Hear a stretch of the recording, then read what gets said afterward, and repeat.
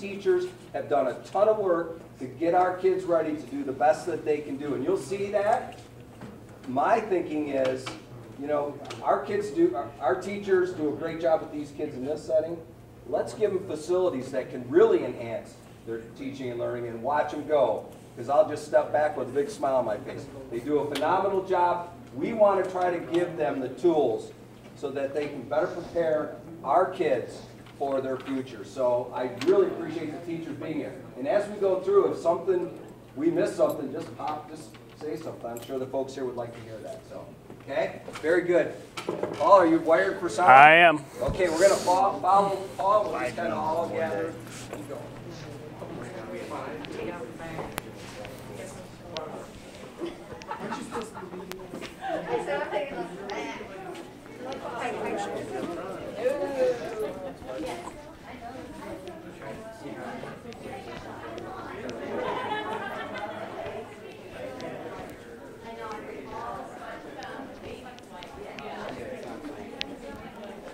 So feel free to jump in if I'm sure you are.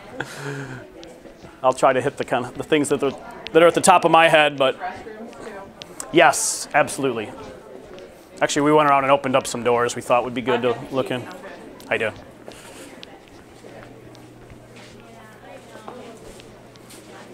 Nice and bright. You want to be over on the side so you're not getting the sun.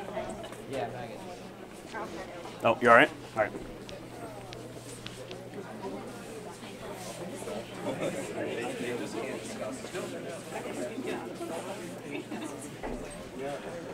Yeah, so these buildings are a little bit unique in how they're constructed compared to most other school buildings. Obviously, they've got this wood timber construction, which is aesthetically pretty pleasing, but it does make it hard to run mechanical and electrical. You can see the wire mold that comes across. So in order to get down the corridor, you basically have to go through the wire mold from room to room to room. Not the end of the world, but obviously there's a limited capacity to that before you have to start running additional junction boxes and wire mold and conduit down the corridors. You'll notice there's a lot of materials in the corridor. This is actually one of the better ones as far as storage goes, but obviously having desks and chairs and students out in the corridors, having materials, whether it's gymnasium equipment or just overflow art supplies and things, having that in the corridors is kind of a big no-no as far as the codes go. We really wanted to stop. I guess another thing to mention is the lockers. Obviously, they appear to be original to the building. They're still functioning, but they're certainly ready. Many of them don't close, and they're certainly ready to be replaced.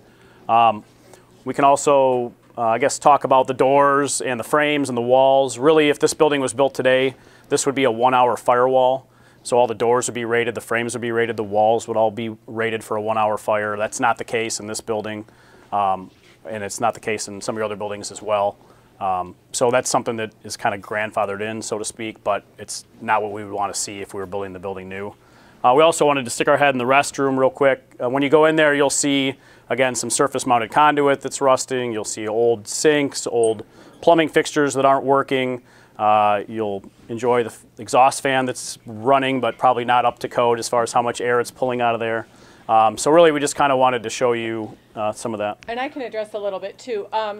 We're the shape of a capital E, the building is. So we would be the middle line in the E. We have restrooms at the end of each hallway, a boys and a girls.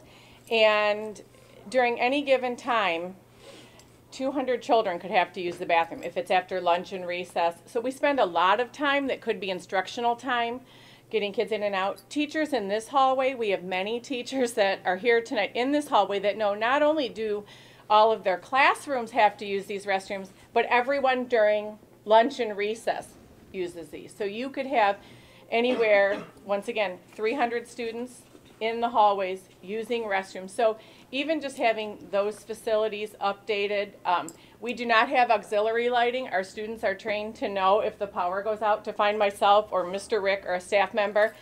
They know how to hold flashlights for someone while the kids are using the restrooms, which I get in an emergency situation, but there are many times that we lose power or things blow, and the kids know, but those are just some of the daily things. We have a urinal that's been covered because the plumbing, it's out of order for the rest of the year, so you'll see it, it's covered, it's been covered for, I think, 2 months, so we're also down one urinal, and the floor has to be torn up. So these aren't projects. We can't lose a restroom for any amount of time to do these repairs. Also, I've been here 24 years, and I tried to think, what is the difference? We had 750 kids in this building. We did not have a computer lab. Our children with special needs could be taught in closets. You know, now we give them an equal learning facility. And the plumbing was 24 years younger. So we have plumbers that come out on a regular basis to fix lines. Also, if you're in the teacher's lounge, as long as I'm on plumbing, and somebody flushes the toilet in a staff restroom, the water pressure changes, and it's very creepy. But lots of things like that in the everyday running of the building that you may not see. Things, I think, look pretty good. We've done the best with what we have, but some of the things that need to be done are big. So if you want to go see. Yeah, if anyone wants to pop in, I don't know if there's room for all of us in there, but maybe in small groups.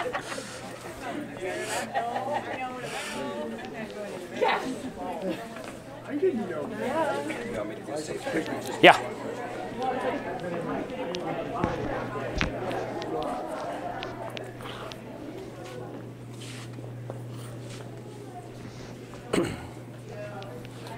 €50 old on the button. Yeah. 64 was a good year. Oh, thank you. Thanks. As you're making your way, and we're going to go this way, so I don't want to get too far in, but very similar to the folks that were at the J.R.E. walkthrough, the way that schools are built now, the way that we should have our buildings is that before someone can get to our kids, our staff, our students, they would go through the office. This building is not designed that way. Someone could come in, and we do have a monitor here, but someone could come in and effectively get to our kids before they went through the office. If we were going to renovate this space and use this, we would put a wall right here.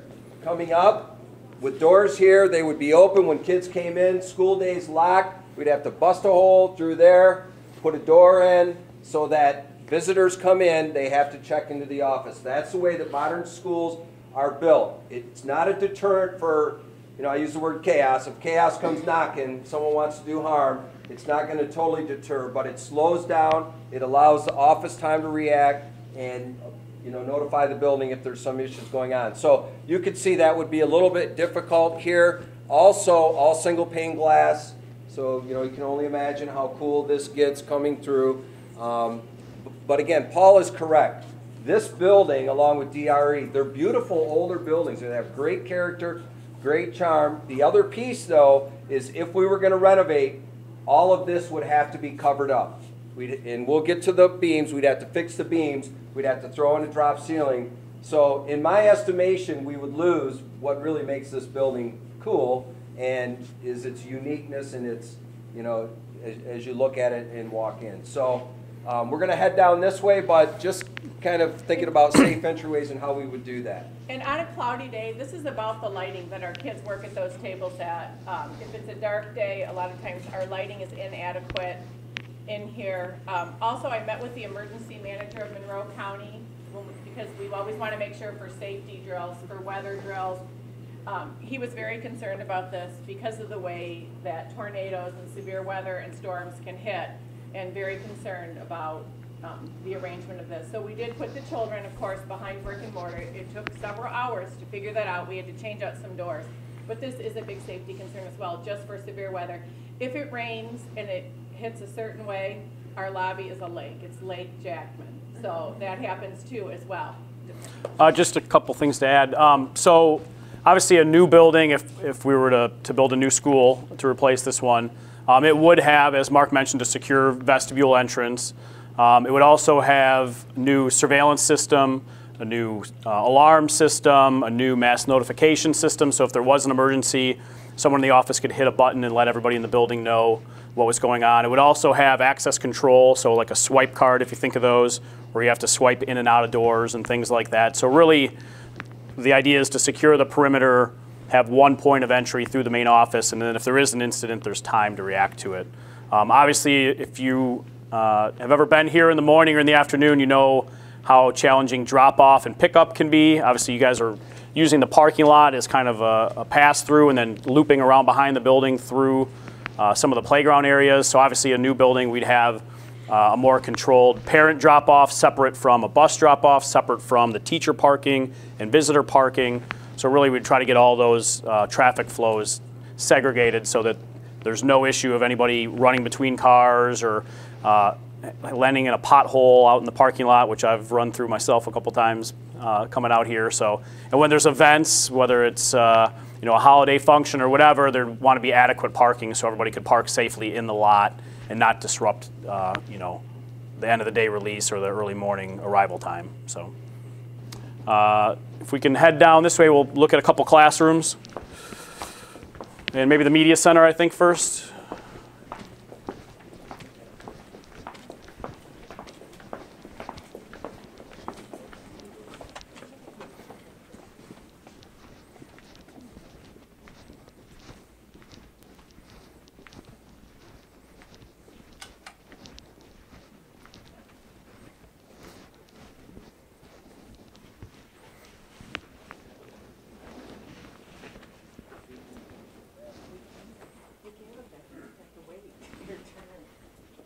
Ceilings go in the new building, Usually they're acoustical lay-in ceilings. so drop ceiling. Yep, So- tile and grid. So we'd be no different than what we are here if we renovated. We're still gonna put the drop ceiling in the building. Maybe a different That would be height, but it still would be. a that would be drop my ceiling. opinion. Yep. So a couple things to note in here. Obviously, I don't know if this was always the media center in this building or not, but it's essentially 2 classrooms that have been opened up. So that's 2 less classrooms in the building. If you look at the windows, so this building is not sprinkled or fire protected. The way the code is if this was a classroom and it is the same as the other classrooms, you have to have 2 means of egress out. So one would be a door, the other one would be an egress window. And if you look at the way these windows function, in the event of a fire in the corridor or something like that, they do not meet the egress codes that they would need to as far as how they open, how wide they open, in order for children to get out of them in case of an emergency. So these windows would all need to be replaced with new windows that met that egress requirement. You'll notice the mechanical systems too. Obviously by the color of those you can tell they're probably original to the building, but those are heating only units, and they bring in some outside air, but the code in the last 50 years has changed 10 plus times. The new units bring in a lot more outside air to keep the carbon dioxide levels down, which keeps the kids more alert, keeps them learning better. There's a million different studies on lighting levels and mechanical systems and how those help the learning environment for students. So that would be something that would need to be replaced as well. The lights we talked about before, these ones have been retrofitted to a little bit more efficient lamps and ballasts. But again, those in a newer building would be, there'd be more light fixtures, more lighting levels for kids for reading and instructional activities. You can see down here too, this is, I guess, a good example of some of our concerns with the structure. You can see that beam down there has had some water damage to it and is cracked and then been spliced back together. So that's not the case on every single beam, but there's a lot of them where you can see that same crack at the same point kind of starting to form. The issue is that those beams extend out into the environment. So when there's water or driving rain or a roof leak, it tends to find its way back in, gets into the beam, and then causes that same stress failure. You'll notice as we walk through, a lot of them are cracking or starting to crack in that same spot. Some of them have been spliced back together like this. So if you were to stay in this building, a structural engineer would have to come out, figure out a way to resolve that issue to make the building, good for the next 20 years. So. Yeah, and the other piece is, I think I mentioned this, the architects, at least, they built J.R.E. and then they came here, at least they learned a little bit. At J.R.E., these beams just go right out into the weather. You can see what they've done differently here. They've at least wrapped them on the sides, but the bottoms are not wrapped. So you can see from the bottoms, and of course this one where they bolted the wrap on, you can see the big split in the middle. So probably what they would have to do is they would have to take metal and put it, this is where I talk about this would all have to be covered up. They probably would have to take metal plates, put them on both sides, bolt them through on all of these, and then they would have to cover this whole thing up. So, yeah. Yeah, they definitely learned a little bit from DRE to this building. I think DRE had a wood roof on it, a wood slat roof, so I think that was pretty loud. This building has tectum, which is a lot quieter. As Mark mentioned, the beams, the corridors here are terrazzo, so I think they definitely learned some things from building to building and made some adjustments, but some of the similar challenges at both of them, I guess. Through that door is the computer lab, which we're going to go out and around to get through. Do you want to go in the boiler room?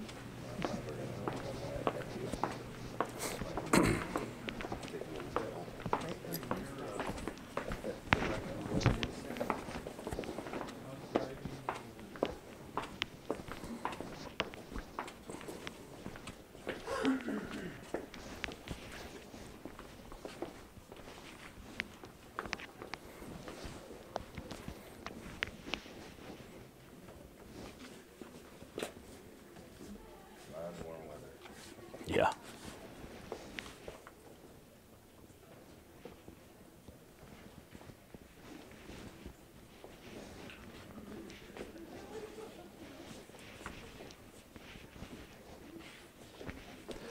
By the way, if anybody has any questions, feel free to chime in or ask away. So this computer lab is fairly similar to a normal classroom. You can see this room has a couple separate air conditioning units that are on the side there to try to keep the heat load down from all the computers. There really isn't a whiteboard to speak of in this room. There is a projection screen here, which I'm sure they use with the projection system, but there really isn't a whiteboard, and most of the classrooms don't have whiteboards in them. If they do, it's whiteboard paint over the old chalkboards. You can see some of the challenges with the electrical in this room. You've got a power strip on the wall over here. You've got all the cabling run overhead and then down through these power poles into the tables. Obviously, you got the same condition with the windows, the mechanical system, the lights. This room is a little bit brighter. I think these have possibly been added more recently than the other ones, which looked original. You can also see the little IT closet up in the ceiling there with all the patch cables and routers and servers and things that are up there.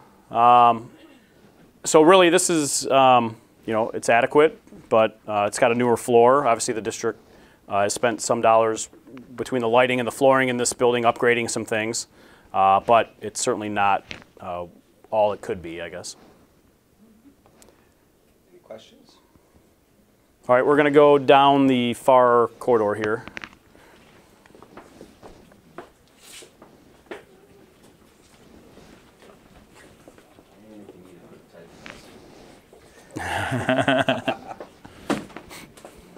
You're supposed to use all 5 fingers? Mm-hmm. I just wondered, what? Is that necessary? Thanks.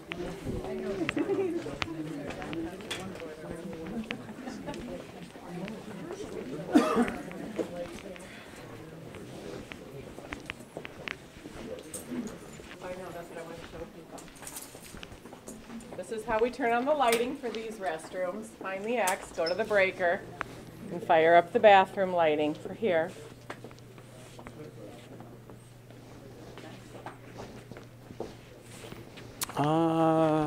So you can see down this corridor, obviously, there's just a lot of materials that don't fit anywhere else. There's some mats, there's construction paper, tables, games. Really all that stuff needs to be out of the corridor and into a storage room somewhere.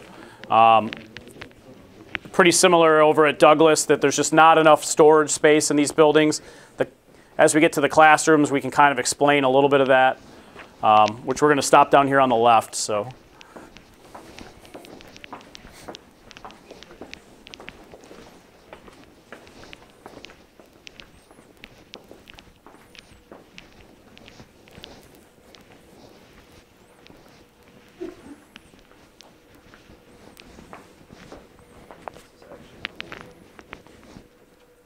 Yeah. This is a kindergarten room,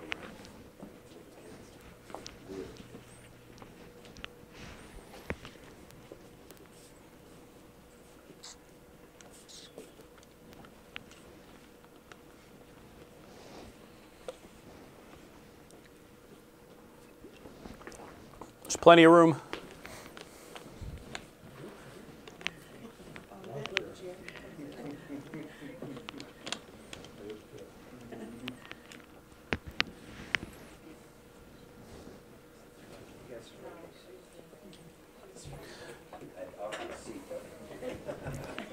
I sat in that. I missed it. So I think this is a pretty typical classroom in this building.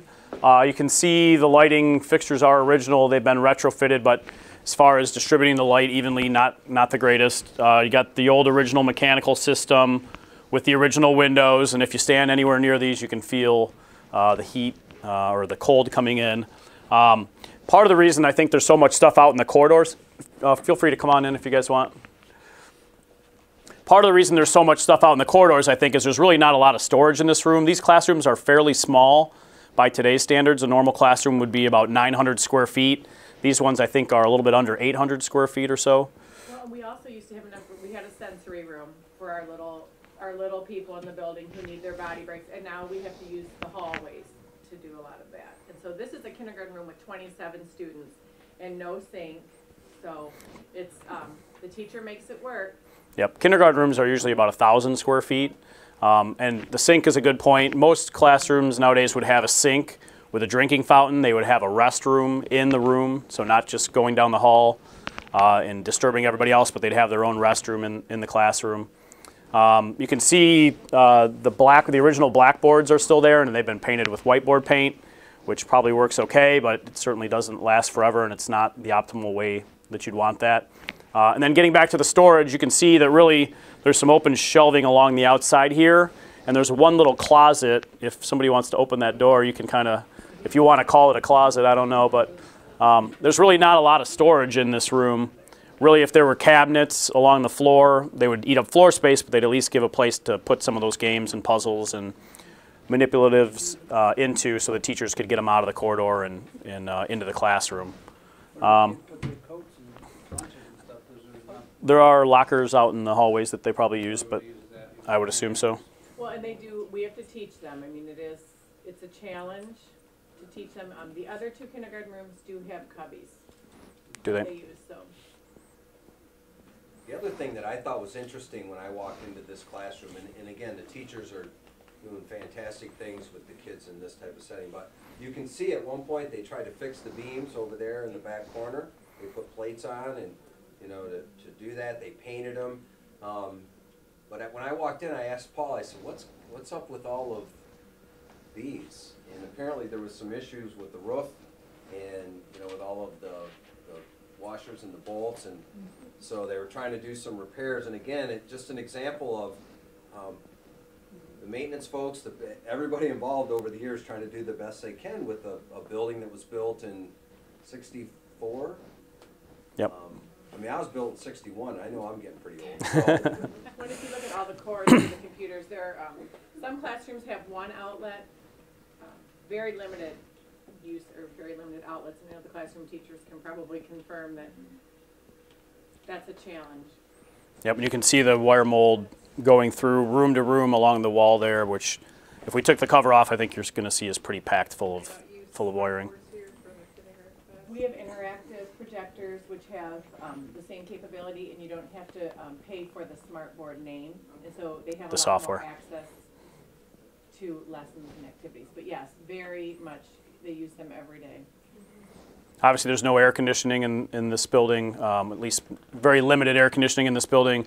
The new building, we would be looking at putting, you know, full heating and air conditioning in, so that would certainly help, you know, towards the end of the school year, and then coming back in the fall with some of those days that gets a little hot in the classroom. So. Now, is that also, you know, if this doesn't go through or something, is that something that they still can do? They can add new heating and air conditioning to. Could it be done? It could be, but there's no money to do it. Obviously, you know, renovating this building, we came up with about $8 million. If you just wanted to go through and put air conditioning in, you're talking, you know, hundreds of thousands of dollars, which I'm going to take a guess at, Mark, that there's certainly not money in the general fund to do anything of that nature at all. Right, the way the bonds work, you have to, by law, keep the bond dollars separate from the general fund dollars. And so the money for renovation would come out of the bond itself. And of course, it's all been approved, all the projects approved. That's in that application on the website. But what would happen is we also have in our general fund, we have some dollars that we set aside, not nearly enough. We're coming out of deficit this year, which is huge. But I think we have like 45,000 in our capital projects. That's for all your buildings for the whole That's year? for all the buildings, so that really isn't enough to, you know, that's just to get by. That's doing things like this. Isn't it the situation where you guys are showing us this because if this doesn't pass, we're in trouble? Our kids will continue to learn in this environment if we, the people that live here, don't pass this for them. Well, Paul Right. brings up a good point. At some point, something will need to be done. Right. Yep. Something will definitely need to be done with these I buildings. feel like I want to cry knowing my kids go here now, and I mean, the kids don't know, and it's they safe. don't, and that's what I was gonna say. I think this says something about the teachers and Mrs. Oh. Farning, because I had no idea it was like this, and I love this school. This Like, is And awesome. we all it's love it. breaking my heart. Well, we're not trying to come out here and say how terrible everything is. We just want you to see what we saw And that's what I so you mean. can understand the logic a little bit. Exactly, it makes sense, and they do And I are can so say- amazing. They need something better. Like this is.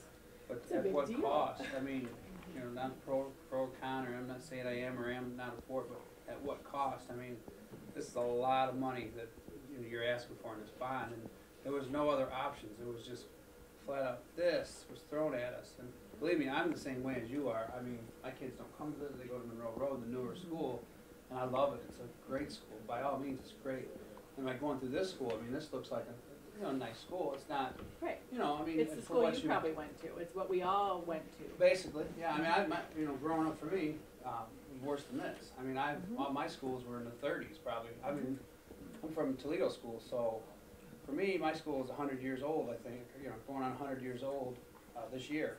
You know, so I'm in 100. You know, at the time, a 85-year-old building, and you know, we made it. You know, we didn't freeze or anything like that. I mean, it was inadequate, but you know, we still made it or whatever. But it's at what cost? I mean, by all means, if it's something that we all could afford, who wouldn't? You know, we'd sign up for it today. You know, who wouldn't? But there's, you know, again, there's a lot of seniors. There's a lot of, you know, some people, I hate to say it, maybe are house poor. You know, they're into a beautiful home, but they're at whatever. You know, they're at their max. They've gotten everything they wanted to get in their home and their car and their family. You know, then now you want to throw this extra money on them. So, you know, and I'm here to learn. You know, I want to learn. And I'm I'm not glad. for or against anything yet. I'm learning, and I'm glad you're here.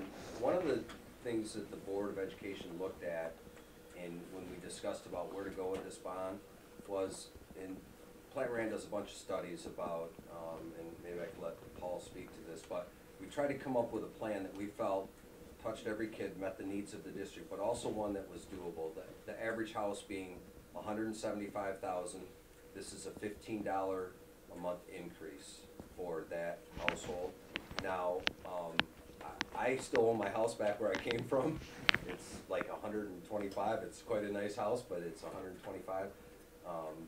And so, you know, when we're looking at these, our goal certainly is it's just like the seniors. If the seniors are on a fixed income and they own a home, they get a special break.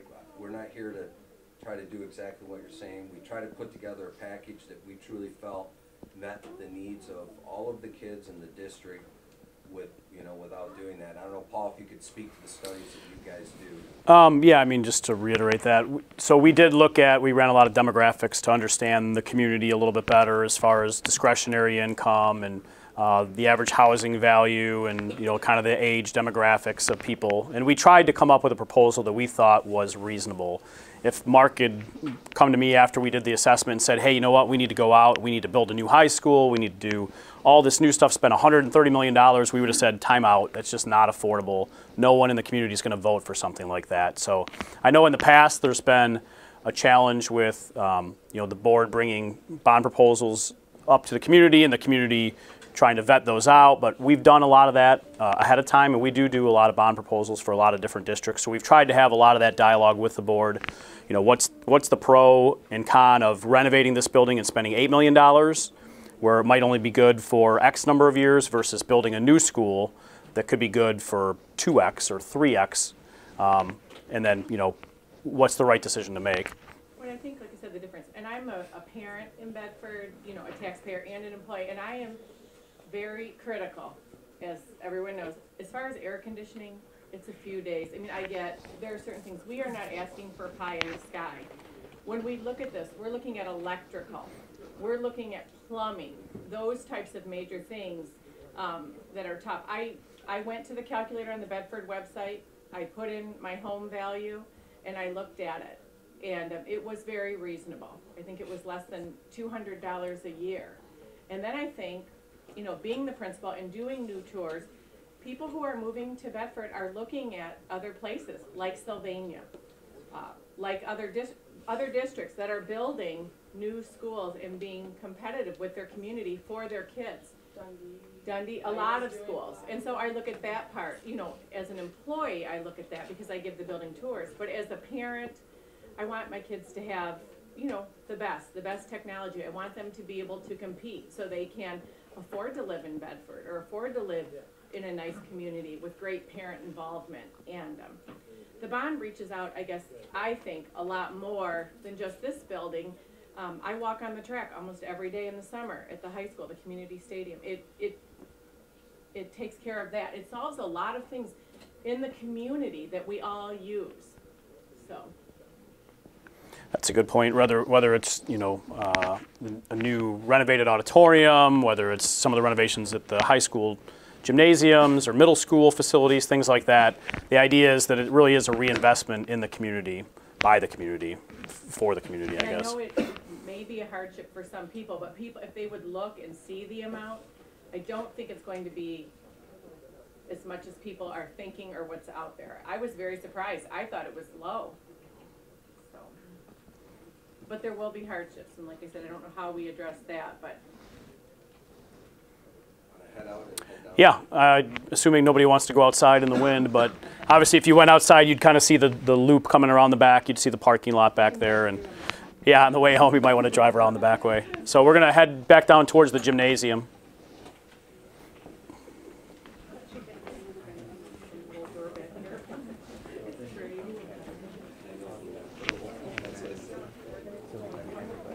Yeah, those are tiny chairs.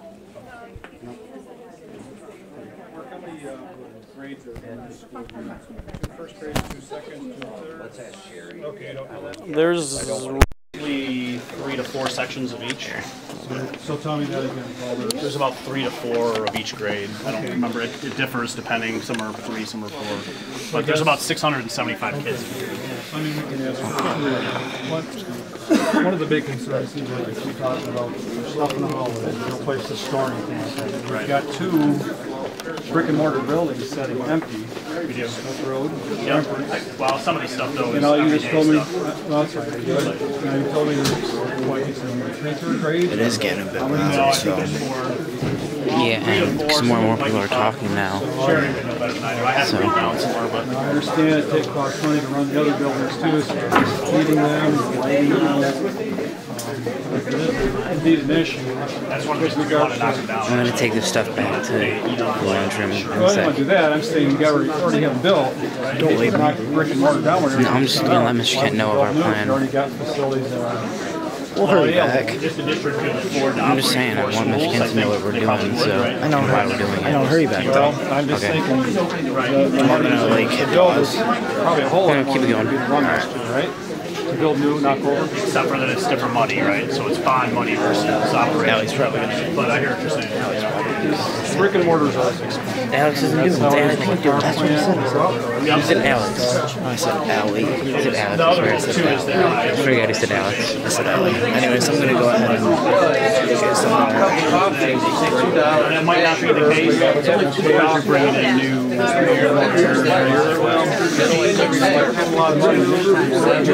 Times 30. Long time for $300 off compared to electricity savings, gas savings. American flag in there. Yeah, no, I don't think so. 30 years. Other questions? I'll let you guys Okay. You know, the lights are dim and a lot of stuff. Fixtures are not that expensive. No. New ones up and new ones up. No, they're pretty reasonable. Actually, these ones are better.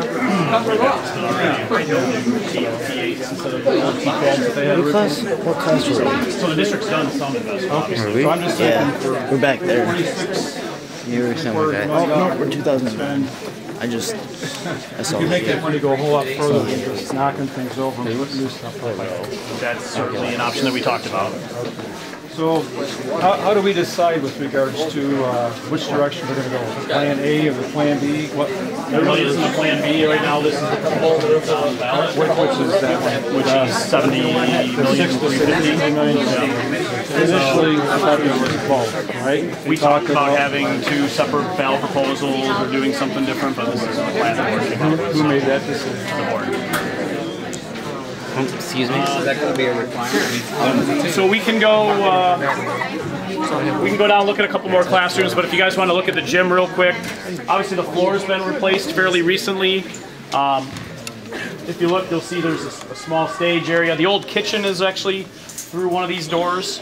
So That's where our latchkey center is now, is in the old kitchen. The latchkey center. So I think the cafeteria where we started was actually an addition to the building at some point. This used to be the gymnasium and the cafeteria, correct? Correct. But you can see some of the windows up above have been filled in. Some of them are broken, need to be replaced. So I think it's a functional space. You know, it's well lit, but it's probably not up to the standards of what a new gymnasium would be. If we want to go down to the second classroom on the left, I think we can kind of look down there. Feel free to stick your head in the gym if you want.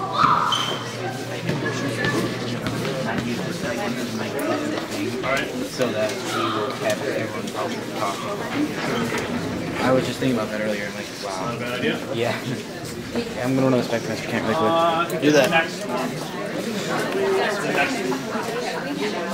How about that backboard right there? Let it snow. Yeah, would you take that down? We're over that. Yeah. Bring equal showers. No, not even showers.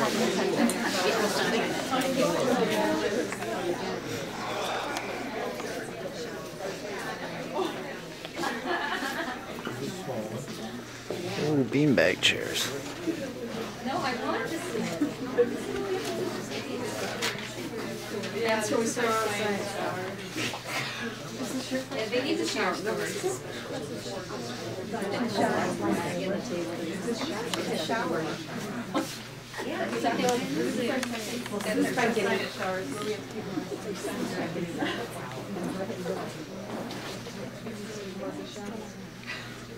So I don't know if Sherry's out there. She might know what. I don't think this is a classroom. I think this must be a resource room, or is it a resource room? Okay. So obviously this is a pretty small room, too small for a classroom, but just kind of wanted to look at this room again. Obviously there's an issue with the roof. We got a lot of the same issues with the whiteboard. Actually, this one does have a newer whiteboard over in the corner there. But with the mechanical system, the windows, there's actually a small restroom over here, and that, I think, This is our science shower. that's your science shower? Science supplies in Yeah, there. so you might want to stick your head in there. That's kind of unique. I mean, you guys are doing the best you can with what you got, right? Since So that's we an have old no shower. storage in the classroom, Mrs. Earhart is our science chair, and this is the best we could come up with for the staff, so it could not be in the classroom. The other side. Other side, Sherry, along the box. There you go. So, and there really is a shower in here if you want to check it out. Did you figure out what that was? It's a science shower. Science shower. We named it that. Because we do kids, we don't have. Right, and we have kids, we believe in hands-on learning, and so that's where we keep them.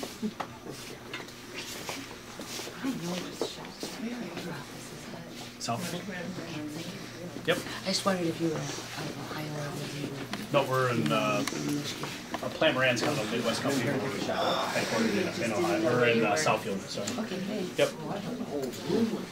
That's good. Yep.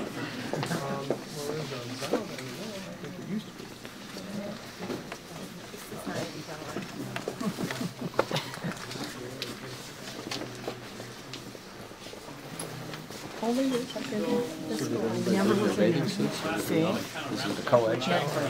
Walk you guys through. If there's any questions, be happy to head back to the cafeteria and answer them. Other than that, I don't know if there's any specific questions from what we just saw right now, but we can just head back and kind of wrap things up, I guess.